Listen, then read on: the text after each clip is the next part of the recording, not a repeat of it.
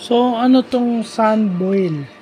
No, napanood natin sa Frontline Pilipinas, no? Kung ano 'tong sand boil na 'to. Ito yung malapit sa ilog, no? Yung weight daw ng river water is nagpo-push down dun sa soil. So, sabi ng PHIVOLCS, ito daw makikita sa mga earthquake prone areas pero hindi naman daw ito delikado. Yung parang naglulutangan na parang gabundok na buhangin yung sand boil.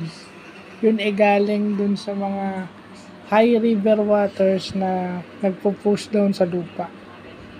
So yun yung mga bagong ano na ano natin, meron palang fenomeno na ganyan, natural phenomenon. Siguro dahil sa mga ilog matatagpuan yan o sa mga sa mga tubig tabang isama na natin yan sa environmental science. So yun lang po.